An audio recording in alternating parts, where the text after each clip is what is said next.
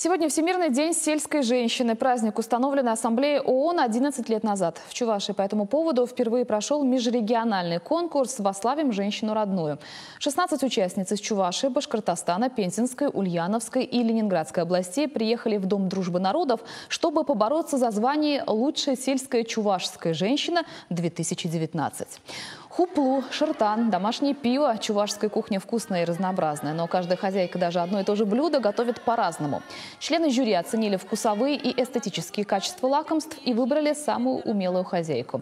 Еще один этап конкурса – дефиле в национальных костюмах. В каждом регионе России у чувашских нарядов свои особенности. Также женщины презентовали себя и свое творчество и рассказали о чувашских традициях, которые в их семье соблюдают испокон веков. 7 номинаций у нас. Хранительница домашнего очага, хранительница традиций и обычаев чувашского народа, мудрая женщина. Отрадно, что на этом конкурсе вместе с конкурсантами принимает участие группа поддержки, фольклорные коллективы. Очень радует нас. Мы участвуем постоянно в разных конкурсах, стараемся приехать в Чувашию. Для нас это, для башкирских чувашей, это очень такой близкий город Чебоксар. И мы хотим что-то взять от Чувашей, этого Чувашской республики, и что-то показать свое.